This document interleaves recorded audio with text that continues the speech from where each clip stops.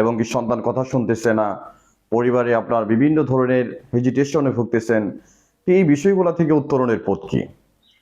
তো ইসলাম আমাদেরকে এমন একটি পথ বলে দিয়েছেন যে ইন্নামাল উসরি ইউসর, যে কষ্টের সাথেই রয়েছে সহজ। অর্থাৎ যেখানে কষ্ট নেই সেখানে সহজতাও নেই। আপনি যে অবস্থায় থাকেন না কেন, আপনাকে তাওয়াক্কুল করতে হবে আল্লাহ তাআলার উপর। আপনি যদি আপনার লাইফটাকে সুন্দর করে সাজাতে চান বা আপনার লাইফটাকে ভালোভাবে চালাতে চান, তো সেক্ষেত্রে আপনাকে যে কাজগুলো করতে হবে, কোরআন এবং হাদিসের আলোকে যদি আমরা বলতে চাই, তাহলে আপনার জীবনে যেটা হচ্ছে বা ঘটে যাচ্ছে সেটাকে আপনি নরমালি ভাবে মেনে নেওয়া। কারণ আল্লাহ রাব্বুল আলামিন বান্দার জন্য যা করেন সবগুলো বান্দার ভালোর জন্য করেন।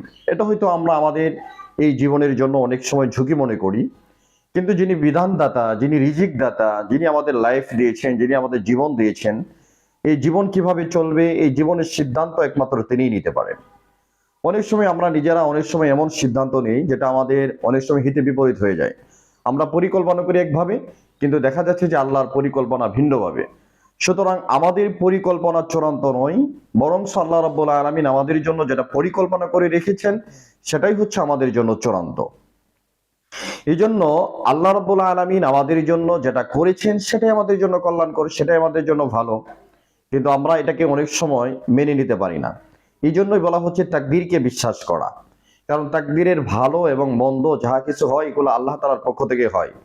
আপনার ঘরের মধ্যে শান্তি নেই, আপনি পারিবারিক পেরেশানি, আপনি বিভিন্ন ধরনের ঋণগ্রস্ত হয়ে যাচ্ছেন। আল্লাহ রাসূল সাল্লাল্লাহু আলাইহি ওয়াসাল্লাম যখন ঋণগ্রস্ত হয়ে যেতেন তখন তিনি বেশি বেশি দোয়া করতেন, আল্লাহুম্মা ইন্নী আউযু বিকা মিনাল হাযান ওয়াল কাসাল ওয়া গালাবাতিদ দাইন ওয়া কাহরির রিজাল। এই দোয়াগুলো আল্লাহ রাসূল সাল্লাল্লাহু আলাইহি ওয়াসাল্লাম বেশি করে পড়তেন।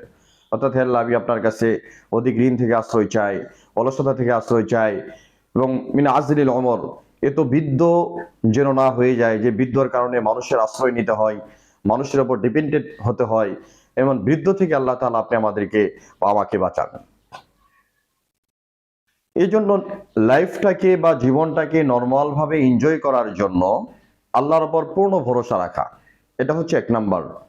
দ্বিতীয় নম্বর হচ্ছে পবিত্র কোরআনে তেলাওয়াতকে বাড়িয়ে দেওয়া। অর্থাৎ আপনার সন্তান কথা শুনে না, আপনার ঘরের মধ্যে অশান্তি বা বিভিন্ন ধরনের সমস্যায় জর্জরিত রয়েছেন, বিভিন্ন ঋণগ্রস্ত হয়ে গিয়েছেন, আপনি কোরআনে তেলাওয়াতকে বাড়িয়ে দেন। কারণ কোরআন তেলাওয়াতের মাধ্যমে ঘরে অশান্তি দূর হয়ে যায়, সন্তানরা আপনার কথা শুনবে, বিভিন্ন ধরনের ঝামেলা দূর হয়ে যাবে। কিন্তু আজ আমাদের বিষয়টা এমন হয়ে দাঁড়িয়েছে যে আমরা কোরআনকে ছুঁয়েও দেখি না। আমাদের ঘরে, অনেকের ঘরে কোরআন রয়েছে, কিন্তু কোরআনের অপর বালুর স্তূপ পড়তে পড়তে এমন একটা পর্যায়ে চলে গেছে যে এই কোরআনটাকে আমরা বহুকাল পর্যন্ত ছুঁয়ে দেখি না। অথচ আল্লাহ রাব্বুল আলামিন কোরআনের মধ্যে বলেছেন, আফালা ইয়াতাদাব্বারুনাল কুরআন আম আলা কুলুবিন আকফালুহা, তোমরা এই কোরআন কেন নিয়ে গবেষণা করো না, এই কোরআন নিয়ে কেন গবেষণা করো না, নাকি তোমাদের হৃদয়ের মধ্যে মোহর মেরে দেওয়া হয়েছে? অন্য জায়গায় আল্লাহ তাআলা বলেছেন, আফালা ইয়াতাদাব্বারুনাল কুরআন ওয়ালাউ কানা মিন ইনদি গায়রিল্লাহ লাওয়াজাদু ইখতিলাফান ফীহি কাসীরা, এই কোরআন নিয়ে তোমরা কেন গবেষণা করো না? এই কোরআন যদি আমি আল্লাহ ছাড়া অন্য কোনো জাতির পক্ষ থেকে হতো, এই কোরআনের মধ্যে তোমরা বিভিন্ন বৈপরীত্য লক্ষ্য করতে। সুতরাং কোরআনকে আল্লাহ তাআলা দিয়েছেন গবেষণা করার জন্য, কোরআনকে তেলাওয়াতের জন্য দিয়েছেন, কোরআনকে রিচার্জ করার জন্য দিয়েছেন। আপনার জীবনের প্রত্যেকটা কাজের শুরুতে আপনি বিসমিল্লাহ বলে শুরু করেন, আপনি রাসূল সাল্লাল্লাহু আলাইহি সাল্লামের সুন্নত তরিকা অনুযায়ী শুরু করেন, আপনি শরীয়ত অনুযায়ী জীবনটাকে পরিচালনা করার চেষ্টা করেন। কিন্তু আপনি যদি শরীয়ত অনুযায়ী নিজের জীবনটাকে পরিচালিত না করেন বা শরীয়ত অনুযায়ী নিজের জীবনটাকে চালাইতে না চান, আপনি যদি আপনার মতো করে জীবনে চলতে চান, তাহলে আপনার জীবনে বারাকা যেটা আছে সেটা নষ্ট হয়ে যাবে। এই যে জীবনের বরকতের জন্য আল্লাহ তাআলার উপর সন্তুষ্ট থাকা, আল্লাহ তাআলা যেটা আপনার জন্য ফায়সালা করেছেন সেটাকে মেনে নেওয়া, এটাকে নরমালি ভাবে মেনে নেওয়া। এভাবে যদি আপনি হাইপার দেখান বা হাইপার অ্যাক্টিভ হয়ে যান, তো সেখানে আপনি আল্লাহ তাআলার কোনো ক্ষতি করতে পারবেন না বা কিছু পাওয়াও যাবে না, এটা সম্ভব নয়। আমরা যদি এটাকে একটু টেনে, যদি একটু ঘটনাকে, যদিও লম্বা সেদিকে আমরা যাচ্ছি না, যদি একটু আমরা রেফারেন্স দিতে চাই, তাহলে আল্লাহ রাব্বুল আলামিন কোরআনের অন্য জায়গায় বলেছেন যে যখন রাসূল কারীম সাল্লাল্লাহু আলাইহি ওয়াসাল্লাম জিন সম্প্রদায়কে দাওয়াত দেওয়ার জন্য গিয়েছিলেন, জিন সম্প্রদায়কে বলেছিলেন, জিন সম্প্রদায় তারা বলেছিল, ইন্না সামিনা কিতাবান নুনজিলা মিন বাদি মূসা মুসাদ্দিকাল লিমা বাইনা ইয়াদাইহি ইয়াহদি ইলাল হক ওয়া ইলা তরিকিম মুস্তাকিম, যে আমরা এমন এক কোরআন শুনেছি, আশ্চর্যময় কোরআন, যেটার দিকে হেদায়েতের কথা বলা হয়েছে।